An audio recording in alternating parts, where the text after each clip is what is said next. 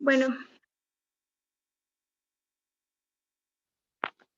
nuevamente les reiteraba el agradecimiento por estar aquí en este segundo taller que hemos denominado Primeros Auxilios Psicológicos.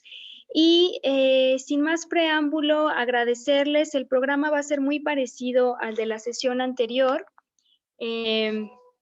Vamos a leer la semblanza de nuestro tallerista, así que le damos la más cordial bienvenida al psicólogo José Octavio Hernández Acén, que él también fungió aquí como psicólogo en la unidad de mediación, y ahorita les contaremos un poquito más de su carrera. Posteriormente nos va a brindar la ponencia y al final habrá una pequeña actividad y finalmente culminaremos con una sesión de preguntas y respuestas. El psicólogo José Octavio Hernández Acén es experto en violencia sexual y maestro en psicología de la intervención social y comunitaria por la Universidad de Sevilla, España. Es graduado como licenciado en psicología por la Universidad Autónoma Metropolitana, la Unidad Xochimilco, y doctorando en ciencias sociales con la línea de investigación, cultura, desarrollo, género e intervención social por la Universidad Pablo de Olavide de Sevilla. Tiene amplia experiencia en la atención a víctimas de delito violento en el ámbito público aquí en la Procuraduría, ahora Fiscalía General de Justicia de la Ciudad de México, y ha destacado en su trayectoria laboral y profesional en el diseño original, la aplicación y coordinación del grupo de reflexión permanente y abierto para madres y padres en proceso de duelo. Durante su colaboración como psicólogo clínico en el Centro de Apoyo Sociojurídico a víctimas del delito violento, la unidad que conocemos como ADEVI, de aquí de la Dirección General de Atención a Víctimas.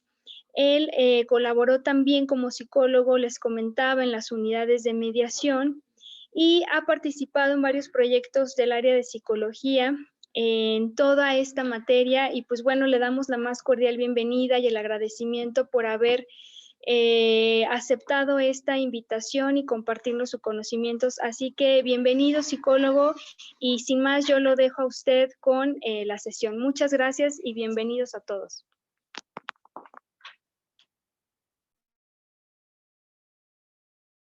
Hola, ¿qué tal?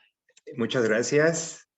Antes que nada, agradecer la invitación a la Coordinación General Jurídica y de Derechos Humanos y bueno, también a quienes están realizando estas jornadas que me parecen muy importantes para poder seguir formándonos y seguir actualizándonos con relación al conocimiento necesario para llevar a cabo una práctica ética y también actualizada con relación a los diversos servicios que se brindan en las unidades de mediación. Bien, esta sesión de hoy se ha titulado Primeros Auxilios Psicológicos en la mediación por homicidio culposo, respondiendo justo a esta encomienda que se está por iniciarse en las unidades de mediación para atender el homicidio culposo, ¿no? Que bueno, ya previamente se venía realizando en la unidad de mediación del búnker, pero ahora se va a extender a todas las unidades de mediación. Entonces, con esta presentación intentaré dar un contexto, digamos, un poco amplio, pero también un poco específico con relación a lo que implicarían estos primeros auxilios psicológicos, ¿no? También pensando en que esos primeros auxilios psicológicos puedan ser expedidos por todo el personal de la unidad de unidades de mediación. Prácticamente esto lleva, digamos, a que cualquier persona que esté o sea parte de la unidad tenga la posibilidad de ejecutar estos primeros auxilios psicológicos, claro, con un previo entrenamiento, y que sabemos que el entrenamiento va a implicar únicamente la práctica, ¿no? Con relación en la medida que vayamos practicando cada vez más estos primeros auxilios psicológicos, pues podremos ir mejorando en la intervención. Bien, antes que nada, bueno, vamos a definir algunos conceptos importantes. Uno de ellos sería qué significan los primeros auxilios psicológicos o qué son. Su abreviatura son PAP, ¿no? Y bueno, hay que saber que esto tiene, digamos, una historia, ¿no? Prácticamente evolucionaron de lo que antes se llamaba como intervención en crisis. Esto más o menos, estamos hablando de 1942, con un autor que se llamaba Lindman, que fue su creador, digamos así, ¿no? Hasta la actualidad, ¿no? Digamos que más o menos en el 2005, ¿no? Que la OPS y la OMS empezaron a generar los primeros estándares internacionales de ayuda para las intervenciones en crisis. Ya en el 2015-2016 se han perfeccionado, digamos, esta herramienta para llegar a ser, digamos, los primeros auxilios psicológicos y en el que nos vamos a basar el día de hoy, ¿no? Entonces, ¿qué son los primeros auxilios psicológicos? También se le puede llamar primera ayuda psicológica y generalmente se refiere a la intervención psicológica en el momento de crisis. Esto quiere decir que son parte de una respuesta a una situación crítica mediante acciones de contención psicológica rápida y puntualmente. Con ello se busca brindar alivio emocional, auxiliar a las personas a dar pasos concretos hacia el afrontamiento y adaptación de la situación crítica o del evento crítico, prevenir el desarrollo de alguna secuela psicológica, que esto es muy importante, para evitar que, digamos, algunos de estos síntomas puedan desarrollarse a algo más complicado. También se incluye el manejo adecuado de las emociones, como lo vamos a ver en otras sesiones más adelante. Implica también el control de los componentes subjetivos de la situación y esto, bueno, tiene que ver con todo un proceso de comprensión del acontecimiento o del evento disruptivo, como lo llamaba Benjacar, que es un autor. La meta que se propone es restablecer el equilibrio emocional desde una concepción integral de la persona, que esto va a implicar deseablemente el abordaje de todas las áreas posibles, desde la psicología, desde lo social, desde lo económico, lo cultural, lo político y también lo espiritual. El término crisis se puede entender como el momento de vida crítico que implica un cambio radical en la vida de una persona y que debe afrontar y que de alguna manera a veces ellos o ellas no pueden resolver por sí mismas. Es un estado temporal de desorganización o de trastorno que se va a caracterizar por la pérdida de control emocional y donde se ponen en juego necesidades básicas.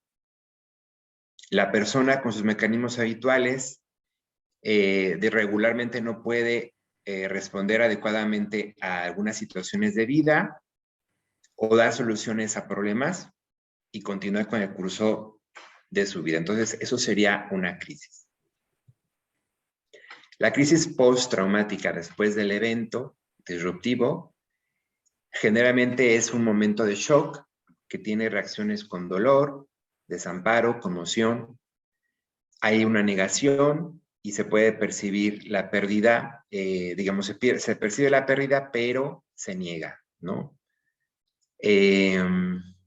También se caracteriza por una búsqueda angustiante de la solución, por mucho enojo, por mucho duelo, por mucha esperanza, digamos, con relación a recuperar lo perdido, en este caso el ser querido, ¿no?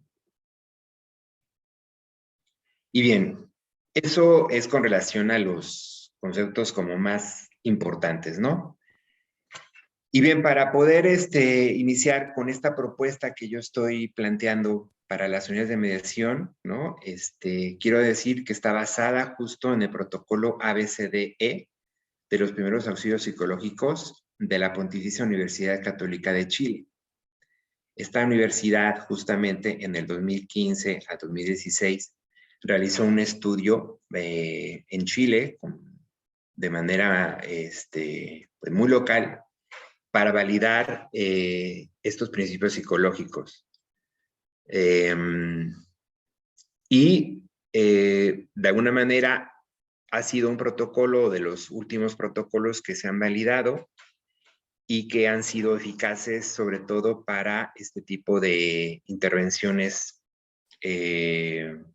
críticas, ¿no? O para eventos críticos. Pensando un poquito en lo que se hace en las unidades de mediación, digamos en estos 3 momentos que hay de la atención en mediación, pues yo lo que hice fue incorporar este protocolo de los primeros auxilios psicológicos del ABCDE, incorporarlo a este proceso de mediación, ¿no? Entonces, la propuesta va de la siguiente manera, ¿vale? En el primer momento, es decir, antes de iniciar el proceso de mediación, es decir, cuando el usuario se presente en la unidad de mediación, que como lo decía anteriormente en la sesión anterior, Montserrat, bueno, puede ser, uno nunca va a saber en qué estado va a venir la persona o en qué fase va a llegar la persona, pero regularmente vamos a atender, si esta persona viene en crisis, atenderíamos a través del protocolo, ¿no? Y que no dista mucho de lo que ya se viene haciendo regularmente en las unidades, ¿no? Especialmente por el área de psicología, cuando llega algún usuario o una usuaria en alguna crisis con relación al delito que se está tratando, ¿no?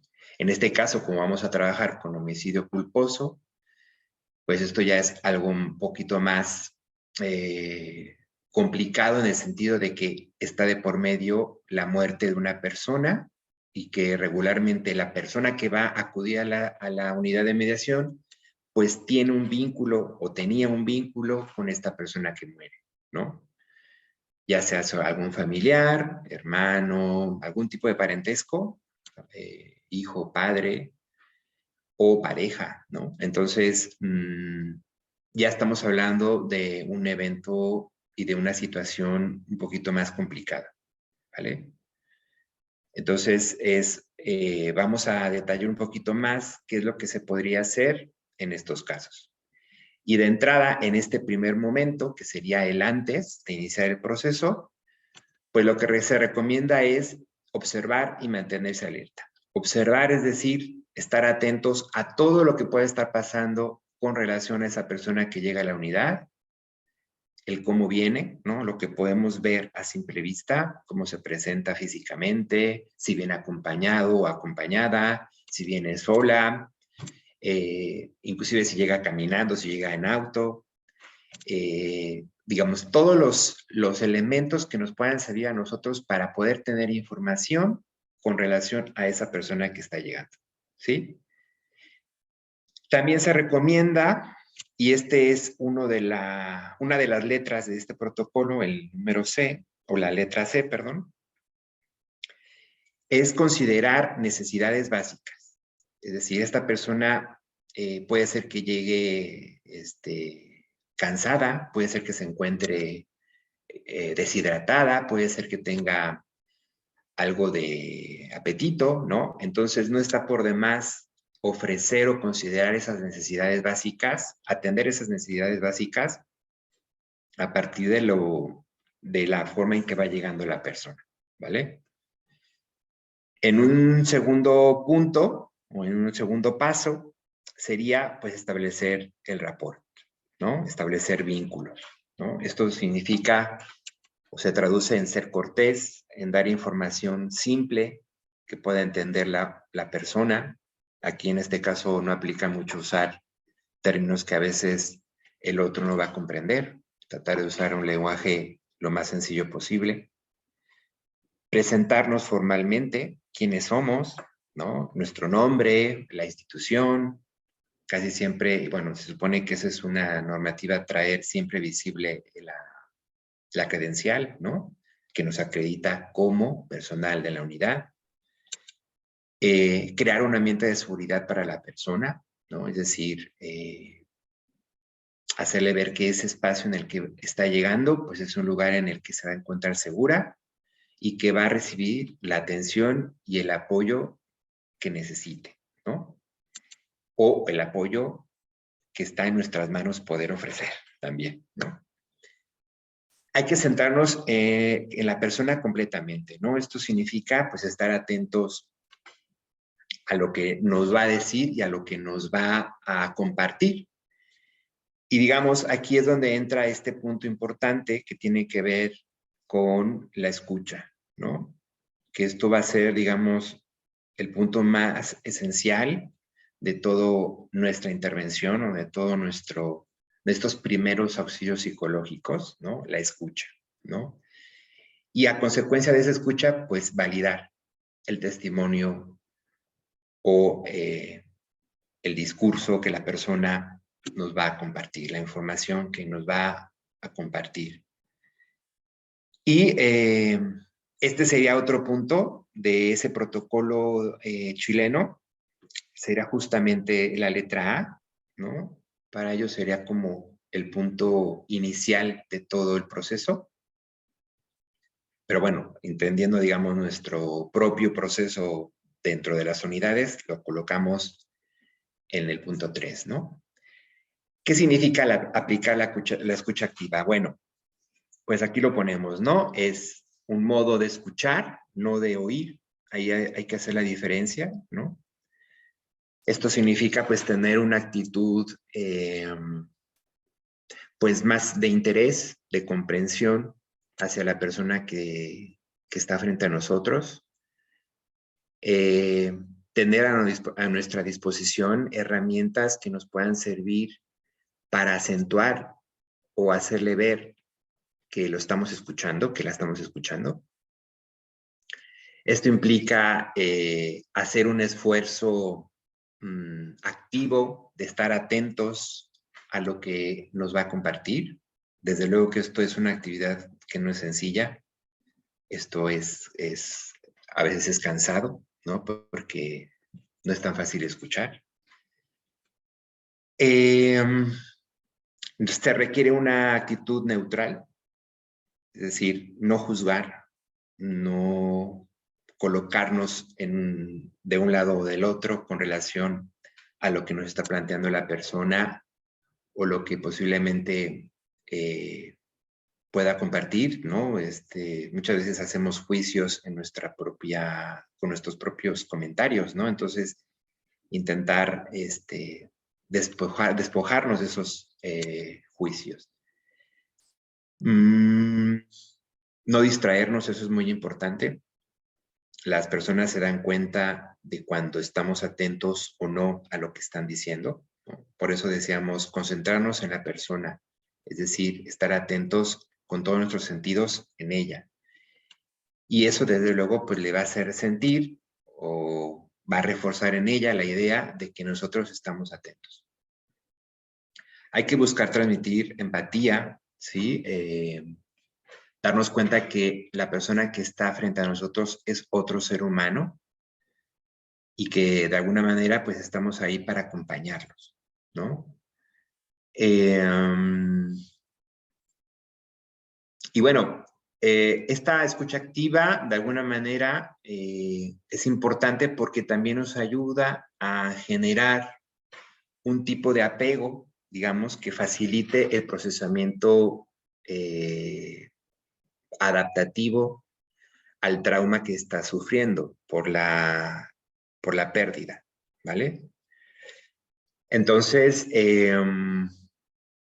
desde luego que esta escucha activa nos va a ayudar a regular emocionalmente a la persona, ¿no? Y pues esto va a provocar que la relación pueda ser más fuerte. El rapport debe ser una de las partes, o establecer este vínculo debe ser de las partes más importantes, ¿no? Porque es donde de alguna manera se va afianzando ya o se va creando ese vínculo que es justamente el que va a sostener toda la relación profesional que se va a generar dentro de la unidad con relación a esa persona que está solicitando el servicio, ¿vale? Entonces, estar en esta disposición de apertura es muy importante. Hay veces que la persona puede hacer que no quiera decir nada. En ese sentido, lo que nos corresponde es acompañar en silencio, ¿no? Y nosotros tenemos que ser tolerantes con ese silencio, ¿no? Hay veces que nosotros nos precipitamos en querer hacer algún comentario para romper ese silencio y muchas veces no es lo mejor. Si la persona tiene la disposición y abre la pauta o da la pauta para poder hablar, dialogar, pues lo único que nos corresponde es no forzar lo que nos está diciendo, es decir, mantenernos atentos a pegarnos, digamos, a ese ritmo que va llevando la persona para hablar de lo que le pasa. Y bueno, eso sería como estar en sintonía afectiva, ¿no? Es decir, transmitir esa idea de que estamos intentando comprender su situación. Aquí también es muy importante, para reforzar esta escucha, utilizar posturas, bueno, se llama técnica de reflejo, es decir, con estas gestos, posturas, sonidos que podemos hacer, ¿no? Vamos afirmando lo que nos está diciendo el otro, ¿no? Y eso le deja ver que hay una atención a su testimonio, ¿no? El parafraseo también puede ser otra técnica que nos ayuda a reforzar la escucha activa, porque al devolver cierta información de lo que ellos nos están diciendo, ¿no? Eso deja ver que hemos puesto atención a su discurso, ¿no? El famoso entiendo que tal cosa, ¿no? Entonces, el parafraseo y la técnica de reflejo siempre nos van a ayudar a reforzar la escucha activa, ¿no? O hacer que esta escucha activa esté más fortalecida, ¿vale? Bueno, dentro de estas cuestiones del parafraseo, sí es importante evitar frases armadas como échale ganas o esto no es tan importante o esto va a pasar pronto, porque más que ayudarnos nos va a perjudicar, va a generar que la persona ya no se sienta en confianza para hablar de lo que le sucede, ¿no? También un poquito hay que evitar la confusión que llegamos a tener a veces por querer resolverlo todo o hacerlo todo o ayudar en todo, ¿no? Y no. O sea, por eso decía yo también un poquito eso de ser tolerantes con nosotros mismos, con nuestro propio silencio, con nuestros propios ganas a lo mejor de ayudar al otro y que nos puede ser contraproducente, ¿vale? Bien, como un número 4, pues está facilitar la expresión de emociones, ¿no? Esto significa no negar lo que la persona está sintiendo, ¿no?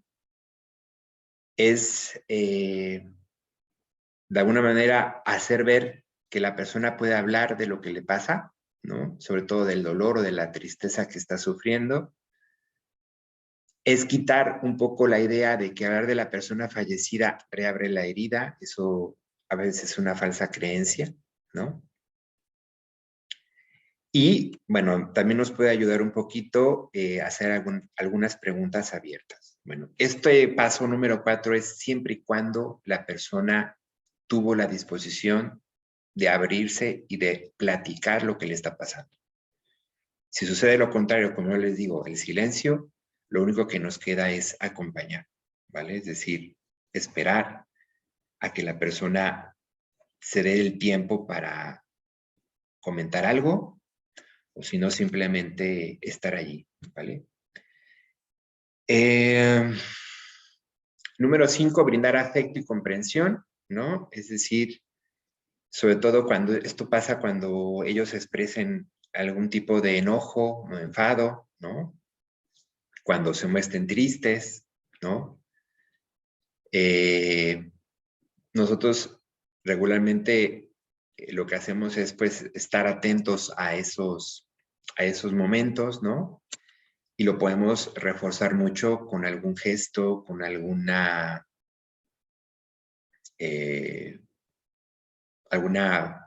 frase, ¿no?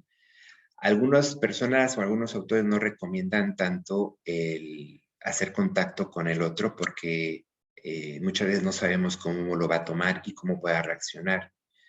Entonces nos tenemos que basar más como en esta cuestión más gesticular, ¿no? De intentar hacer ver al otro lo importante que es la información y lo que él está sintiendo o lo que ella está sintiendo, ¿vale? Como número 6, ¿no? Es importante ofrecer información pertinente, ¿no? Esta información pertinente tiene que ver, pues, con el proceso de mediación, ¿no? Ofrecer información si la conocemos y sabemos que es exacta, ¿no? Es decir, no vamos a decir, como decimos en México, puro choro, ¿no? O información que no sea correcta, ¿no? Tiene que ser información que tenga que ver con el proceso de mediación y un poquito a lo mejor explicando lo que va a venir, ¿no? A raíz de que está ahí para iniciar su proceso. ¿Mm? Y en este caso, pues finalizar la intervención, ¿no? Dejar la impresión de que el caso que se está presentando con nosotros es importante. Y ahí lo que podemos hacer es invitar a sesiones de seguimiento psicológico posteriormente al proceso de mediación para que la persona a lo mejor pueda ahondar un poquito más sobre lo que le está sucediendo emocionalmente con relación a la pérdida, ¿no? O sea, porque tampoco vamos a, digamos, a limitar el proceso de mediación por esa situación. O sea, tenemos que, de alguna manera, hacer ver a la persona que puede haber más tiempo para que ella pueda indagar o hablar un poquito más de lo que le está pasando ya en el área de psicología y justamente después del proceso de mediación, ¿vale?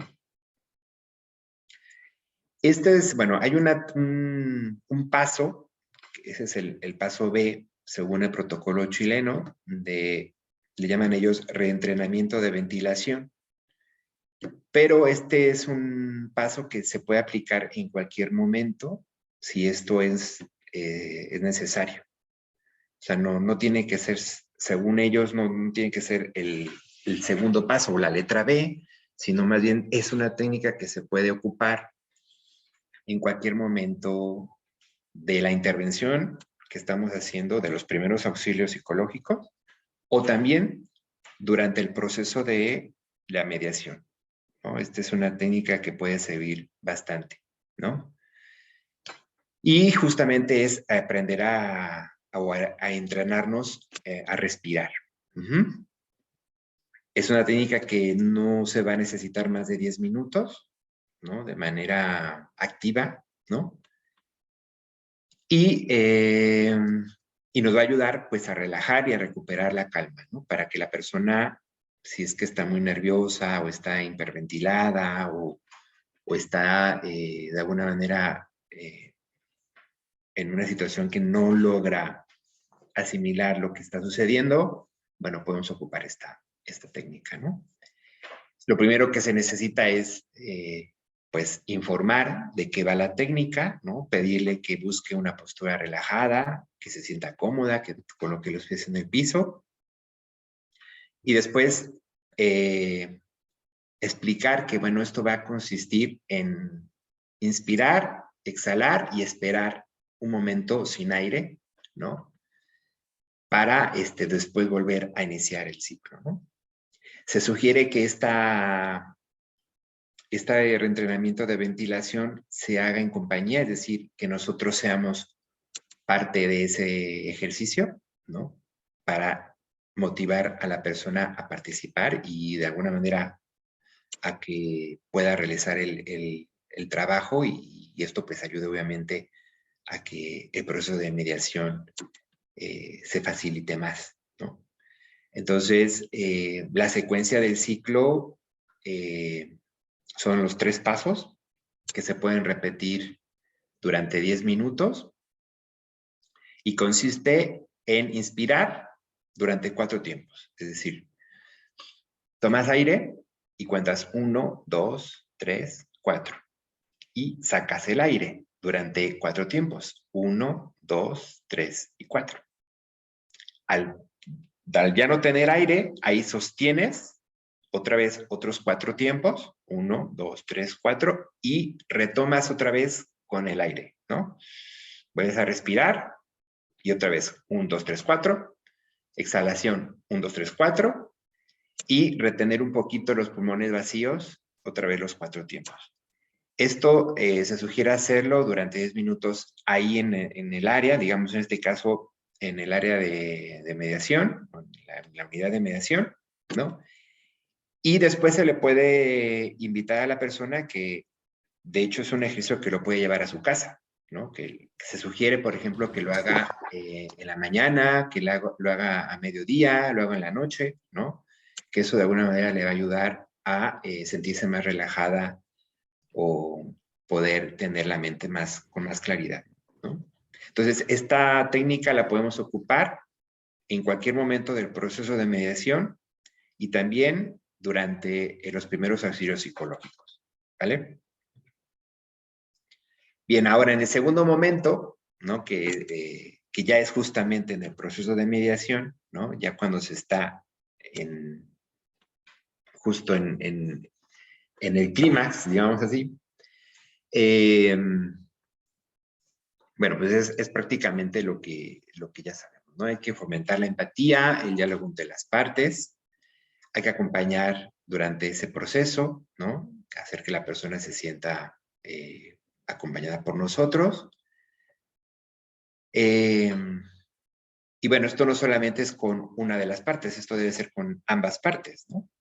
O sea, y recordemos que ambas partes pueden sufrir algún tipo de crisis también, ¿no? Entonces, pues hay que ofrecer esos primeros auxilios tanto a la persona que está en este lugar, digamos, de víctima, como a la persona responsable, ¿no? O al supuesto responsable, ¿no?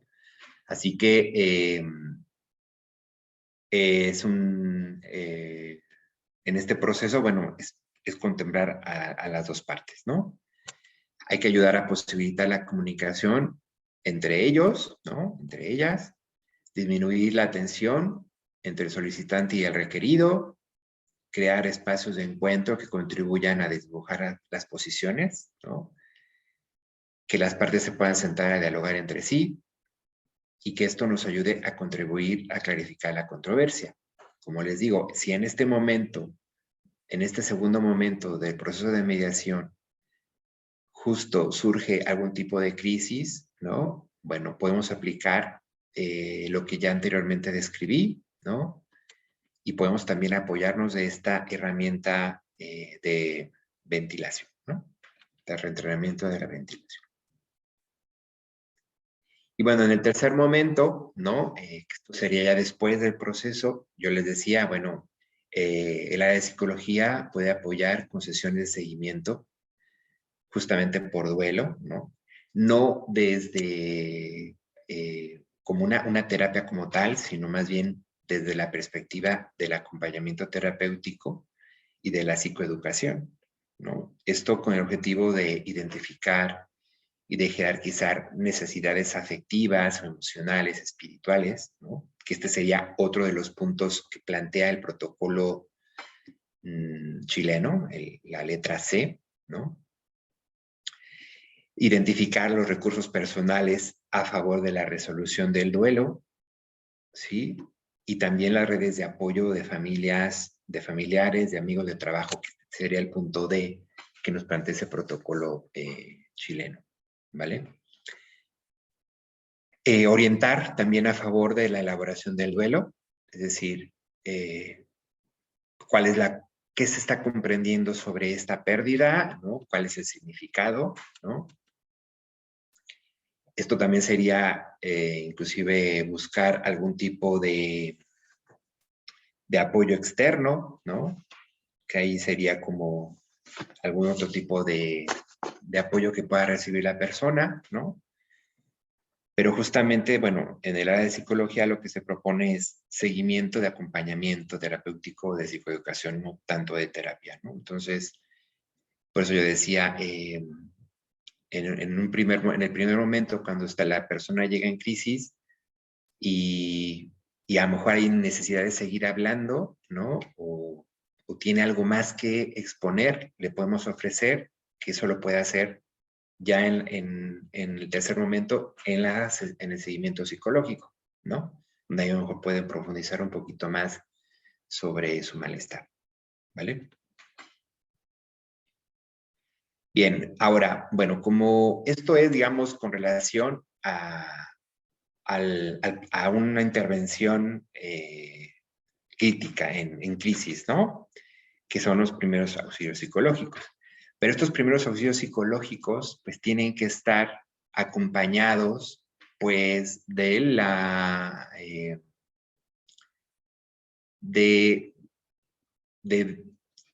elementos que están presentes siempre en una situación por homicidio, ¿no? Y que tienen que ver justo con el duelo, ¿no?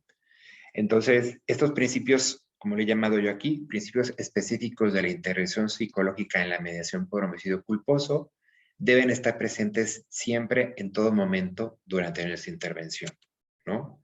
Y durante, digamos, la intervención durante el proceso de mediación o durante la intervención en los primeros auxilios psicológicos, ¿vale? ¿Por qué? Porque, bueno, nosotros tenemos que acordarnos o recordar que nuestro objetivo siempre va a ser auxiliar al reconocimiento y expresión de las emociones. Y en este caso, hablando de pérdida, pues de la reconstrucción o intentar visibilizar un poquito cuáles son los significados de esa pérdida, ¿no? Ben-Jacques la llama transformar el dolor sin nombre en un sufrimiento comunicable, ¿no? Muchas veces no sabemos lo que nos pasa, pero intentamos buscarle un nombre a eso que nos está sucediendo, eso que no tiene nombre al inicio, ¿no? Y para esto debemos considerar lo siguiente. El primer paso sería reconocer el carácter singular de cada experiencia del duelo, ¿no? Que la duración de un duelo no está establecida. Aquí es donde tenemos que poner un poco en contraste la experiencia en contraste con la teoría, porque la teoría siempre nos va a marcar algo y muchas veces la realidad va más allá de eso. Así que saber que los duelos no tienen una duración clara, ¿no? Todo esto va a depender del tipo de vínculo. 2, ser conscientes de que una muerte repentina e imprevista, como en este caso sería un homicidio culposo, es siempre más difícil que elaborar. Perdón, es más difícil de elaborar que otra que viene precedida por una enfermedad, ¿no? Entonces, ¿por qué? Porque desde ahí, desde esta muerte intempestiva, como la llama Weisman, o esta muerte traumática, como también la llamó Neymeyer, ¿no? Pues se cuestionan creencias y valores sobre la persona, sobre el orden, sobre la justicia. Entonces, hay que tener en cuenta que el tipo de caso que vamos a atender, pues tiene que ver con una muerte traumática, ¿no? Una muerte inesperada, una muerte de la cual no teníamos previsto ocurriera, ¿no? Desde ahí que esto vuelve más complicada la situación, ¿no? Hay que asumir la presencia del sufrimiento subjetivo desde la singularidad de la persona, ¿no? Y que, bueno, eso está motivado por la naturaleza de la relación que mantenía quien está presente para mediar con la persona que murió. Por eso yo les decía, esto también va a depender mucho del tipo de vínculo que tuvieran las personas que están presentes, ¿no? Es decir, no es lo mismo, por ejemplo, una muerte de un hijo a una muerte de una abuela, o una muerte de un tío, o una muerte de una pareja. Ajá, o sea, cada una de estas, cada uno de estas personas tendrá un lugar distinto, ¿no? Y bueno, también la relación, el tipo de relación que hayan sostenido en vida, ¿no? También eso va a influir, digamos, en este proceso. Hay que estar atentos a la exacerbación de emociones, ¿no?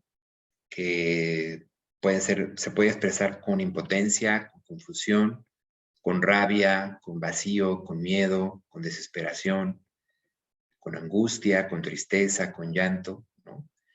Eso es en la cuestión, digamos, emocional, psicológica, pero también en el plano somático, ¿no? Que puede haber algún tipo de dolor o tensión corporal generalizada, cansancio, dolencia, ¿no? Pérdida del apetito. O sea, estos son como síntomas que se van manifestando en la persona a raíz de la muerte, ¿no? De la pérdida que está teniendo o que está viviendo. La culpa que aparece, regularmente sí hay culpa, pero siempre va a estar relacionada a las expectativas o los proyectos de vida que quedaron truncados, ¿no? O los remordimientos por las cosas que no pudieron ser o hacer con relación a la persona que murió, ¿no? El famoso hubiera, ¿no? Entonces, este es otro elemento que va a estar presente o nos va a estar acompañando durante nuestro trabajo. Identificar en qué etapa del duelo se encuentra la persona, eso es importante, ¿no? En la sesión anterior, bueno, Monserrat nos comentaba, ¿no? Que nunca vamos a poder saber en qué etapa de duelo va a llegar la persona, ¿no? Y eso es real, eso es verdad. Solamente en el momento de que ya estemos con ella nos vamos a ir dando cuenta en qué etapa se encuentra. Lo que se recomienda y lo que va a suceder o podría suceder es que esta persona llegue justamente en un estado, en una etapa de negación, ¿no? Perdón, en una etapa de negociación, ¿no? Que es donde ya se está permitiendo acudir, por ejemplo, o recibir ayuda, ¿no? Pero puede ser que se presente en la negación o que se presente en una etapa donde se siente todavía muy enojada, ¿no? O, bueno, también que regularmente en estas etapas, pues la depresión siempre va a estar presente, ¿no? O sea, esto no es también algo que tenga como una secuencia lógica, ¿no? Esto a veces puede ser que estés primero en depresión y luego entres con la ira o regreses a la negación, o sea, son etapas que no llevan como una secuencia como tal, ¿no? Pero lo que yo puedo recomendar, digamos así, es que la mejor etapa para llevar a cabo la mediación siempre va a ser la etapa de negociación, ¿no? Porque es donde la persona tiene más disposición a escuchar, a poder identificar cuáles son sus necesidades, ponerlas a debate, digamos así, y negociar, digamos, también consigo misma lo que le ha implicado pues toda esta situación de la pérdida, ¿vale? También hay que tener en cuenta ganar la confianza, que es importante ganar la confianza de la persona a través de la empatía, ¿no? Lo que decíamos al principio, ¿no? Esto también va a fortalecer mucho, pues, el vínculo que nosotros vamos a establecer con la persona, el usuario que está llegando a la unidad, ¿no? También hay que saber que si bien debemos ayudar a ser conscientes de la nueva realidad, nuestro papel o rol siempre va a ser acompañar, ¿no? Estar al lado de la persona en duelo, ¿no? Es hacerle ver que nosotros finalmente también somos un apoyo a su situación de vida. Es posible utilizar palabras dándoles un sentido más personal, o sea, eso también lo podemos hacer, ¿no? Basándonos en términos evocadores que despierten un poquito la imaginación del otro, ¿no? A lo mejor esto nos ayuda a hacer una conexión más con esta persona y pueda recibir el apoyo de mediación, ¿no? Y bueno, lo que decía, ¿no? Recordar que la depresión va acompañando a todas las etapas del duelo. Hay que también saber que al final de todo duelo, lo más esencial siempre va a ser aprender de la pérdida, ¿no? Aprender a seguir con lo que tocó vivir, ¿no? Ese podrá ser, vamos a llamarlo así, uno de los grandes descubrimientos que se harán o se podrían hacer con el duelo, ¿no? Que hay algo que se tiene que aprender de esa situación de vida. Y la persona con el tiempo lo irá entendiendo, ¿vale? Que hay algo que está aprendiendo de eso, ¿vale? Es importante afirmar que de alguna manera nosotros, o los que estamos vivos, somos recuerdos vivientes de las personas que han muerto, ¿no? De alguna manera, eso también ayuda a saber que aunque la pérdida está ahí, finalmente hay otros canales de conexión con la persona que murió. Hay que recordar que el duelo nos ayuda a encontrar huellas, las huellas que las personas dejan en nuestras vidas, ¿no? Estas huellas de alguna manera se resguardan pues en nuestra memoria, ¿no? Y esa puede ser también otra herramienta que nos puede ayudar a ir resolviendo nuestra pérdida. Es importante contribuir al diálogo y a la expresión asertiva, ¿no? Que esta expresión sea clara, que sea directa, que sea oportuna, que sea respetuosa, ¿no? Para decir lo que se piensa, lo que se siente y lo que se cree, ¿no? Hay que recordar que con nuestro apoyo, la mediación puede ser una forma rápida, sencilla y eficaz de resolver controversias por duelo y ayudar a sanar para avanzar en la vida. Necesitamos, desde luego, bueno, seguir formándonos con más sensibilidad para tener más reflexión, tener más información, ¿no? Irnos de alguna manera como formando más en esta carrera profesional, ¿no? Para poder ampliar nuestra actividad, ¿no? Y lo que yo les decía, por ejemplo, en el caso de este protocolo o de estos primeros auxilios psicológicos, nosotros lo podemos, cualquiera de las personas que integran el equipo de mediación, ya sea trabajadores sociales, mediadores, orientadores, los psicólogos, desde luego, bueno, podrían aplicar estos PAP, ¿no? En algún momento del proceso de mediación.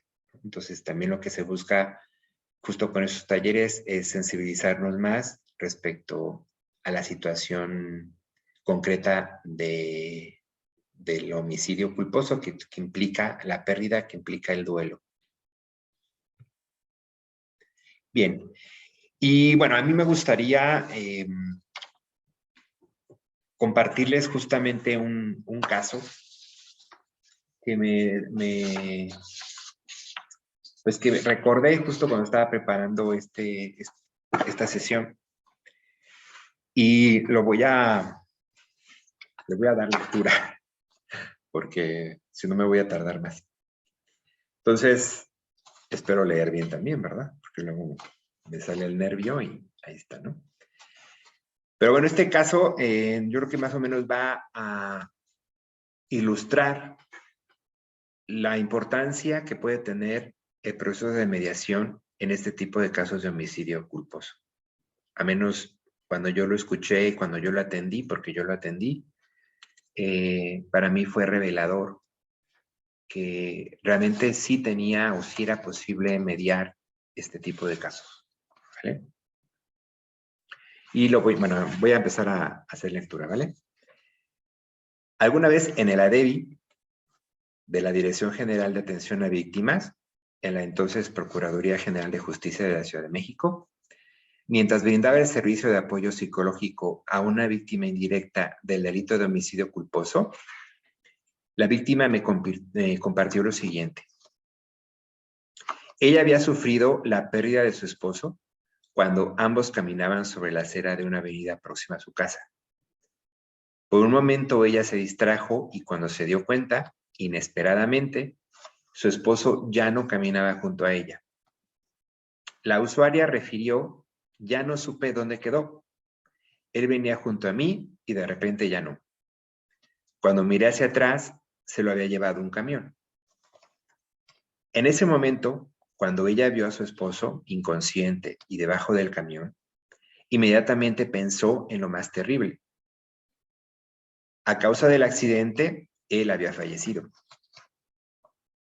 Cuando la víctima indirecta denunció los hechos, no podía creer en lo que estaba pasando. Y esa negación de la realidad no le permitió reaccionar de la mejor manera posible respecto a la atención jurídica y psicológica que debía recibir. Es decir, se mantuvo con una sensación de irrealidad sobre la pérdida y sobre sí misma y el entorno cotidiano familiar. Esto provocó que prácticamente se mantuviera al margen del proceso penal acusatorio, que duró, por cierto, poco más de 3 años. Al darse cuenta de que no recibió la ayuda necesaria y oportuna, ni jurídica ni psicológicamente, motivada por familiares y amigos, además de la invitación expedida por el Servicio de Trabajo Social del Centro ADEVI de la PGJ, decidió poner orden a este aspecto. Al llegar a la DEVI ya había pasado 1 año de los hechos y ella apenas recibía su orientación jurídica. Aunado a este servicio, también inició con el apoyo psicológico por duelo. Durante este tiempo y considerando las características del servicio de psicología, debido a la demanda de usuarios, no fue posible asistirla conforme lo esperado y necesario psicológicamente. Por el contrario, fue posible apoyarla 1 vez al mes, implementando estrategias de intervención que le facilitaran el avance en su proceso de duelo al que después incorporó su hijo. Ambos pudieron comprender de mejor manera sus necesidades, demandas y circunstancias, entrar en la etapa de negociación del duelo y en ese sentido fue posible dar cuenta al avance obtenido respecto al estado psicoemocional previo. Al finalizar el proceso de apoyo psicológico que coincidió con la resolución de la entonces averiguación previa, se comentó sobre el nuevo sistema de justicia penal a implementarse en la Ciudad de México y también sobre el alcance de los medios alternativos de solución de controversias ya en devenir en la PGJ. La usuaria me comentó abiertamente y convencida que si este nuevo sistema de justicia penal se hubiera implementado antes de que se resolviera su caso por el sistema penal tradicional, ella hubiera aceptado llevarlo a mediación para intentar hablar con el infractor y escuchar de viva voz una posible disculpa sincera y consciente, la que ella necesitaba recibir y la cual hubiera aceptado. Y ella me dijo: de haber sido así, me hubiera evitado todos estos años de sufrimiento y cansancio extremo. Para mí hubiera sido suficiente una disculpa, pero una disculpa sincera de él. Y es que justamente para ella, bueno, fue también complicado porque esta persona que había atropellado a su esposo era un vecino, o sea, que se conocían de toda la vida, cotidianamente, ¿no? O sea, en la misma calle. Así que, bueno, en esta lógica, me parece que nos podría ayudar a reflexionar esta frase, ¿no? Dice: el poder del perdón a través de la disculpa sincera dignifica al sufriente y la reconciliación con el oponente es parte de un proceso de reparación subjetivo. O sea, con este caso, ahí me quedó claro que justo esta disculpa que ella decía sincera, ¿no? Hubiera sido para ella más que suficiente y se hubiera evitado todo ese proceso desgastante de lo que implicaba o de lo que implica muchas veces estar dentro de una carpeta de investigación, ¿no? En una situación dentro del sistema tradicional.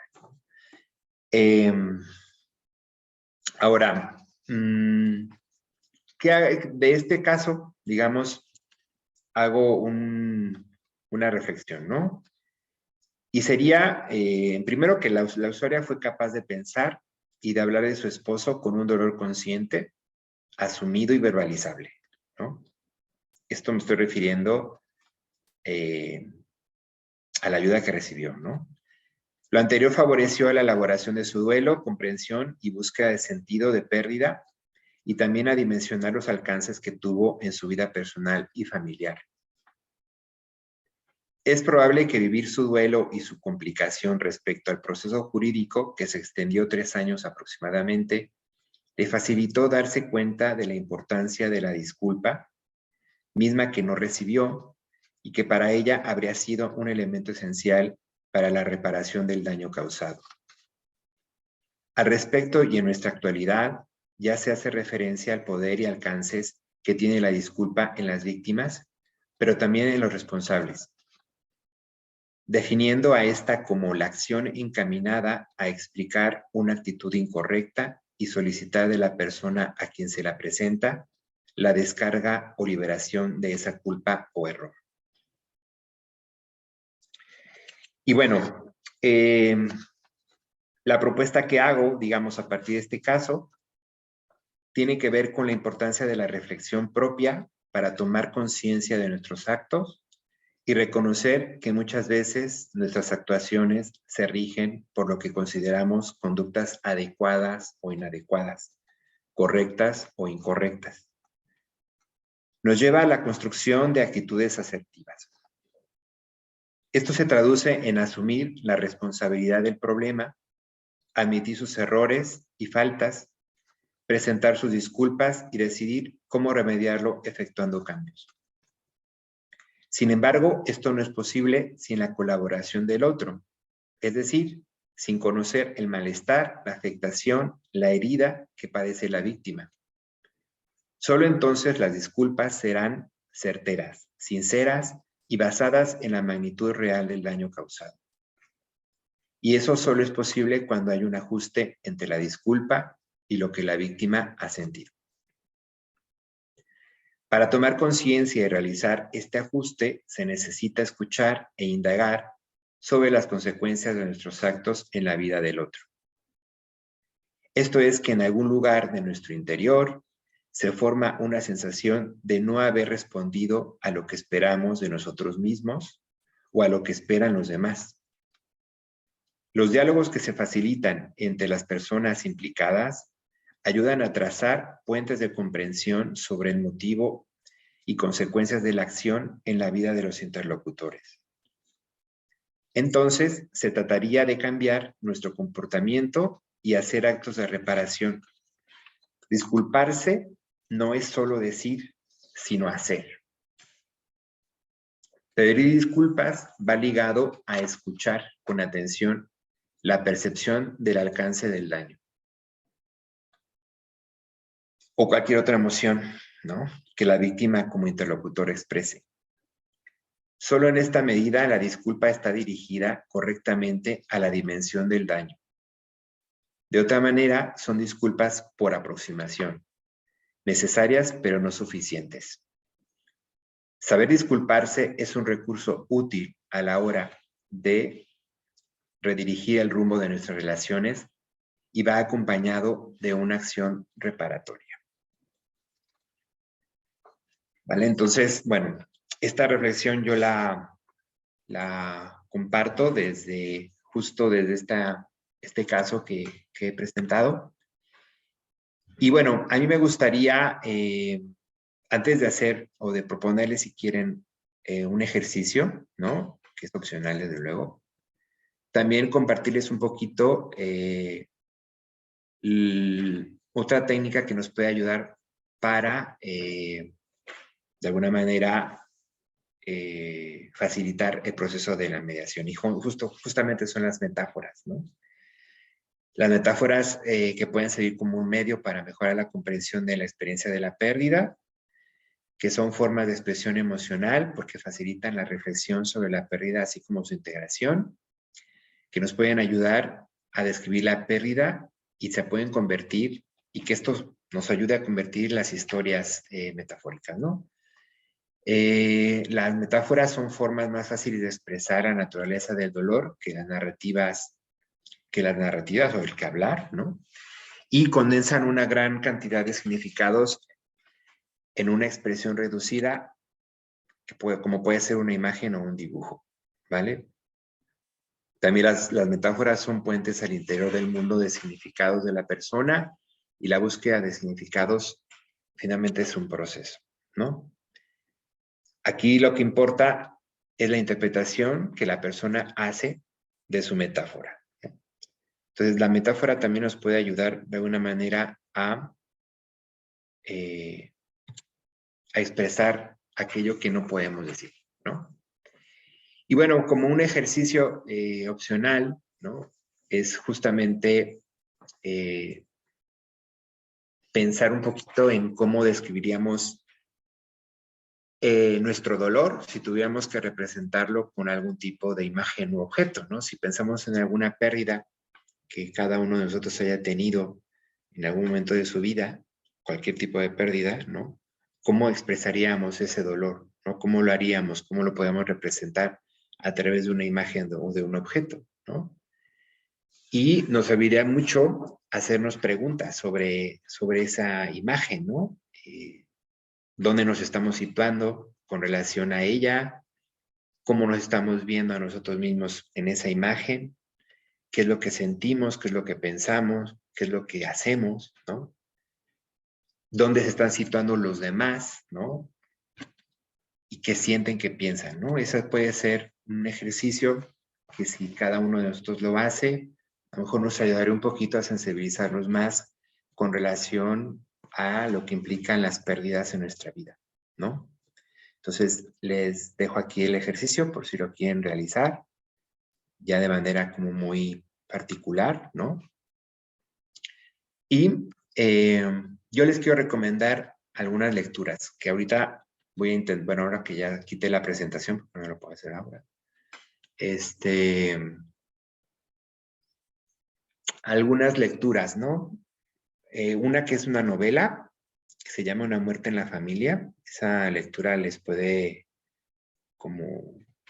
nos les puede ayudar a sensibilizarse más respecto a la pérdida. Y El tratamiento de dolor, asesoramiento psicológico y terapia, que es un libro más tipo manual, que justamente el autor lo hizo orientado hacia hacia cualquier persona, ¿no? O sea, no es únicamente hacia los psicólogos, sino también lo pueden leer cualquier otro tipo de profesional, ¿no?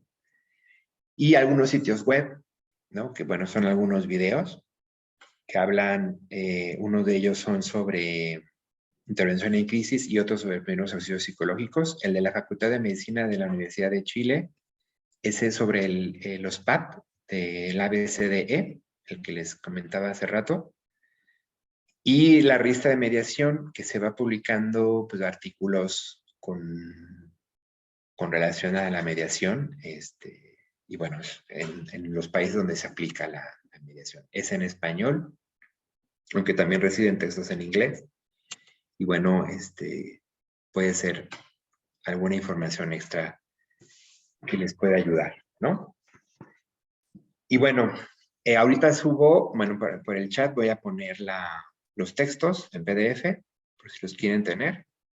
El de tratamiento del duelo, ese ya no se consigue físicamente, entonces es bueno que lo bajen el PDF para que y el otro sí lo pueden conseguir todavía en las librerías, ¿vale? Pues bueno, esto sería todo. No sé si alguna de ustedes quiera comentar algo respecto a lo que hemos hablado. Y bueno, yo les daría las gracias por la atención y la escucha el día de hoy. Muchísimas gracias, doctor, por esta interesantísima y muy fortalecida ponencia que nos acaba de brindar. Vamos a dar un espacio para algunas preguntas que tuvieran los compañeros o algún comentario también. Adelante, pueden levantar la mano y hacer uso de la voz, o si tienen problemas con su micrófono, tengan la facilidad de poderlo comentar a través del chat. Entonces, si tienen alguna pregunta aquí para el doctor o algún comentario, adelante.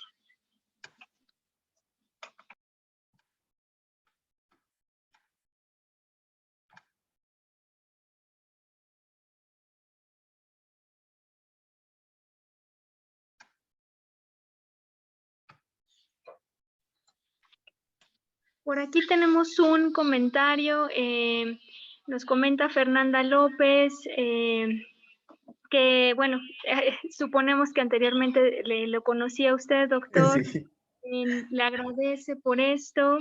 Y su pregunta es si el personal operativo, a mi parecer, en este tema de homicidio, tendría que tener capacitación emocional para poder ayudar a la persona sin tener que intervenir con su criterio de emociones, sino más bien aprender a contener sin tener que cargar con esa emoción de la persona para su ayuda objetiva. Reitero, maravillosa exposición, muchas gracias. También lo felicitan por acá la licenciada Yolanda Camacho, muy nutritiva su información. No veo por ahí manos levantadas todavía.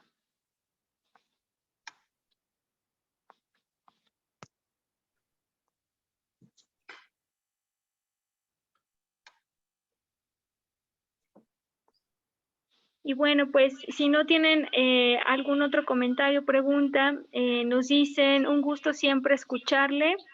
Excelente información. Le mandan por ahí un abrazo también, doctor. Gracias, Marina, gracias. Bueno, licenciada, no sé si les vayan a compartir el PDF de la presentación o lo comparto también, puede ser. Sí, si usted gusta o si no, también nos los puede enviar y nosotros les mandamos, les estaremos enviando la presentación con todas estas recomendaciones que usted tuvo a bien compartir. Y asimismo también les informamos que posteriormente a esta sesión y a la que tendremos también por la tarde, en el canal de YouTube de las unidades de mediación se van a subir todas las ponencias para que ustedes, si no tuvieron oportunidad o por ahí tuvieron algún problema con su conexión, pues puedan consultarlas y tener a la mano la información siempre. Leemos otros comentarios que le hacen, doctor. Felicidades, la exposición tiene mucho aprendizaje para todos los que seguimos formando parte de estas unidades de mediación. También nos dicen, ¿qué hacer como facilitador? Nos hacen esta pregunta Emanuel Salgado Ávila. Se siente un nudo en la garganta cuando se escuchan esas historias. ¿Qué hacer? Él nos pregunta. Y por acá otra pregunta también, doctor. Dicen, ¿cuál sería el daño que como operadores pudiésemos ocasionar a los usuarios en caso de que no estemos debidamente preparados al tratar un asunto de esta naturaleza?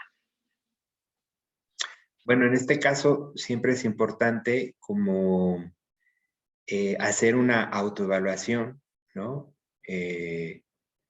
Y ser sinceros con nosotros si nos creemos en la postura de poder dar u ofrecer el servicio, ¿no? Esto es para todos, o sea, no solamente para los facilitadores, ¿no? O sea, esto sería pues, para cualquier persona que está ofreciendo este servicio, ¿no? Y que va a trabajar con alguien que está sufriendo una pérdida, pues tenemos que hacer un autoexamen o una autoevaluación, preguntándonos cómo estamos, cómo lo estamos sintiendo, si tenemos las herramientas que nos puedan ayudar a auxiliar al otro. Y si no es así, bueno, buscar dónde puede ser o con quién puede ser, ¿no? Por ejemplo, en las unidades de mediación regularmente hay hasta 3 facilitadores, por ejemplo, 3 equipos, ¿no? O sea, auxiliar, facilitador, ¿no? Y quizá a lo mejor se puede, cuando llegue un caso de homicidio culposo, ¿no? Se puede hacer como una especie de convocatoria a los 3 o a los 2, es que no sé ya cuántos son, pero creo que son 3. Pero eran 3 facilitadores por unidad. Para que ellos o ellas de alguna manera analicen o revisen sí pueden llevar a cabo el caso de homicidio, ¿no? Ahí sí es como una cuestión muy personal, ¿no? Porque finalmente esto tiene que ver con nuestra humanidad, ¿no? Y de decir, bueno, vale, yo en este momento de mi vida tengo la fortaleza para atender un caso así y lo tomo, ¿no? O a lo mejor una persona que ha vivido una pérdida muy cercana o reciente, en este momento no se siente habilitado para eso, pues también hay que decirlo. O sea, no pasa nada si tú dices, en este momento no puedo hacerlo por esto, ¿no? O sea, yo creo que ahí es una cuestión más bien, pues, de sinceridad con uno mismo, pero también de ser profesionales con nosotros, ¿no? De decir, bueno, yo no puedo ofrecer la ayuda que en este momento no me puedo dar a mí mismo. Así que yo les invitaría a hacer una autoevaluación, ¿no? De cómo estamos en la cuestión emocional. Y este ejercicio que les puse al final puede ser un ejercicio que nos puede ayudar un poquito a conectar o a reconocer cómo estamos en la parte emocional respecto a las pérdidas.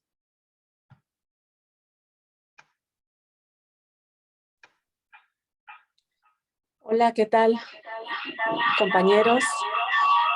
Pues primeramente agradeciendo que aceptaras la invitación, compañero Octavio. Me uno a las felicitaciones y por supuesto a las muestras de afecto. Sin duda has sido un gran compañero y lo demuestras una vez más uniéndote a estas jornadas. Dando un poquito de respuesta a las preguntas de los compañeros, pues justo de eso se tratan estas jornadas, de irnos preparando, de especializarnos cada día más en todos los asuntos que nos llegan a la unidad de mediación y pues lo que nos tiene aquí, ¿no? El homicidio culposo, que próximamente vamos a empezar a atender.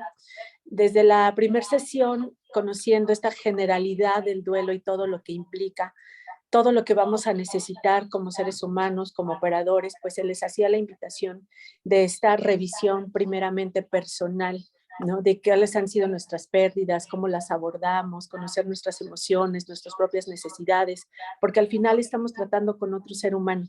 Entonces, sin duda, a la pregunta, ¿no? de la compañera que decía, bueno, es necesaria la capacitación para no proyectar en nuestros usuarios todavía más emociones o algún prejuicio, algún estereotipo, es muy necesaria la preparación, tanto personal como profesional.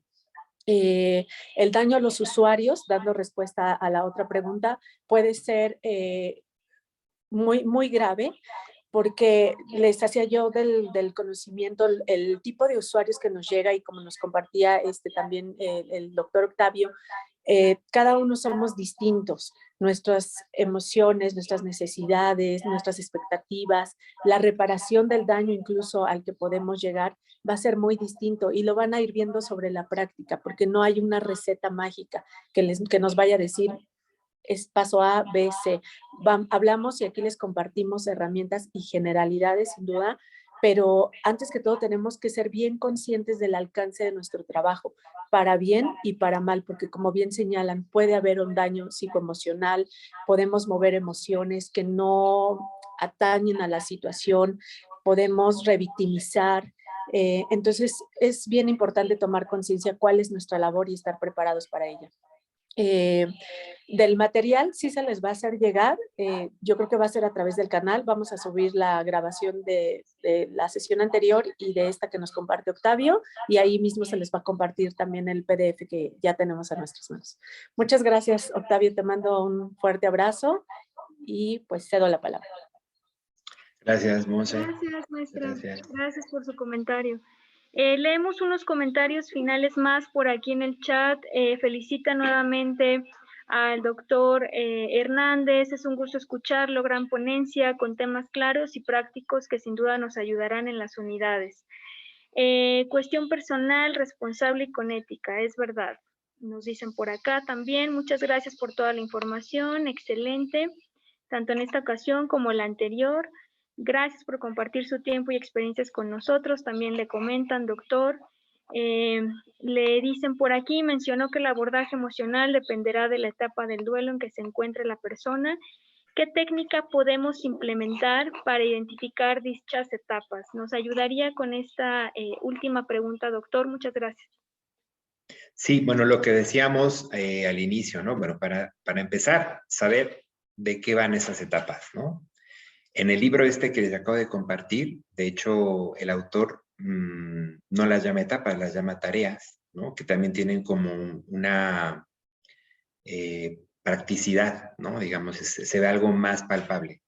Entonces, hay que saber cuáles serían como las condiciones a las que nos lleva cada etapa, ¿no? Como personas, ¿no? Y o cuáles son esos síntomas que se manifiestan en cada una de ellas, ¿no? Y a partir de eso, pues bueno, decir, saber o intentar reconocer en qué etapa están. Para eso, obviamente, hay que apoyarnos sobre todo en el área de psicología, ¿no? Que, bueno, también por eso nuestros compañeros psicólogos, pues hemos hecho todo ese trabajo de formarnos en justo en esta tarea de trabajar con las emociones, pues para que ellos también nos ayuden a identificar en qué etapa pueden estar las personas que están acudiendo a la unidad, ¿no? Pero, y bueno, a partir de ahí implementar, por ejemplo, pues ciertos protocolos de atención, ¿no? Como decíamos, si están en crisis, pues aplicar esta propuesta que les hice yo en la presentación, retomando un poquito el ABCDE de la Universidad de Chile, pero sobre todo tener siempre en cuenta qué es lo que está en juego en nuestra intervención al trabajar con homicidio culposo, que es la pérdida y el duelo, ¿no? Entonces, yo les invitaría a leer un poquito más sobre estas etapas, estas tareas que en este libro que les subí, el de Worden, que se llama, me voy, el tratamiento del duelo, ahí lo van a poder revisar muy bien. Y bueno, apoyándonos también del área de psicología, en este caso enfocándonos en las unidades de mediación, ¿no? Pues muchas gracias, doctor. Vamos a proceder a dar el cierre de esta sesión. El último comentario, nos dicen que coinciden con la práctica, será lo que define el aprendizaje y que les gustaría tener casos prácticos. Y sí, justamente en algunos de los talleres estamos esperando estos momentos que la pandemia nos permita hacer algún taller presencial y con mucho gusto. Y pues sin más, le cedo la palabra yo al maestro Julio César Hernández Sánchez, director de enlace del órgano de gestión administrativa y las unidades de mediación, quien nos brindará un mensaje de cierre de este taller. Muchísimas gracias, Lorena. Muchísimas gracias a todos, principalmente a José Octavio Hernández, a Montserrat González. Agradezco mucho a mis queridos compañeros también de las unidades de mediación por esta inquietud, por acudir a este llamado.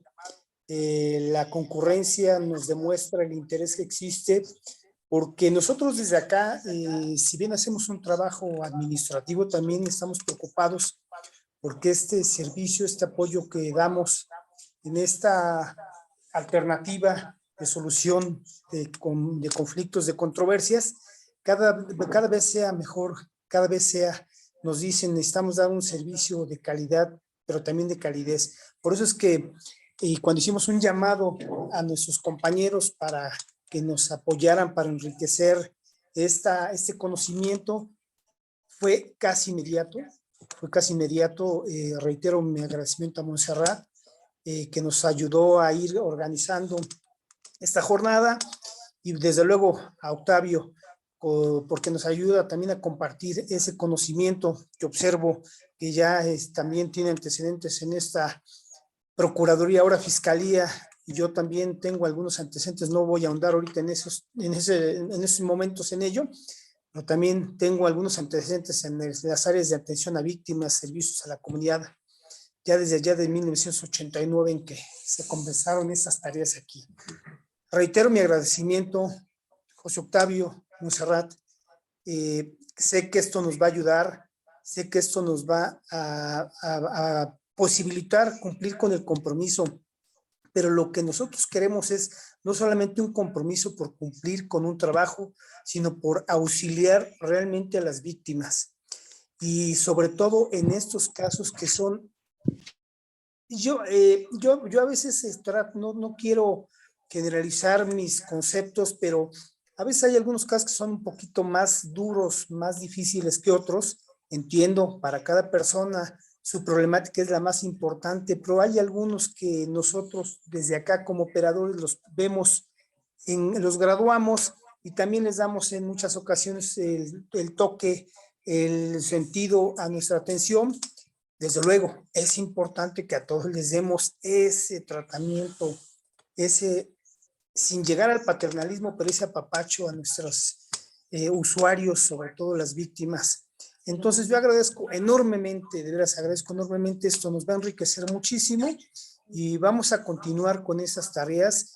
Abro la invitación nuevamente a los demás compañeros, a nuestros demás amigos de las unidades de mediación, quien cuente con algún tema importante, trascendente que nos pueda ayudar, nos auxiliaría demasiado para ir con este fortalecimiento.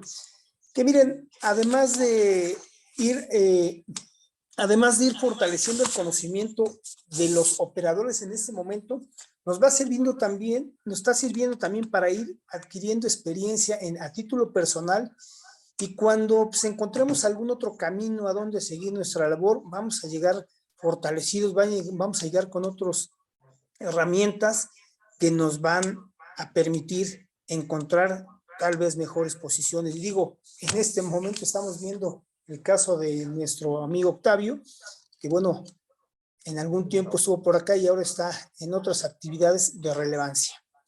Y bueno, ahora paso a presentar, y tenemos un reconocimiento para nuestro querido amigo José Octavio Hernández. Y digo querido amigo porque bueno, ya lo siento parte de nuestra institución, aquí estuvo, y yo creo que los que hemos estado aquí nunca olvidamos esta tarea, que si bien tiene un lado duro, pero también tiene la necesidad de un lado amable, que esa es la que nosotros tenemos que hacer. Gracias, José Octavio, y ahorita nos mostrarán el reconocimiento,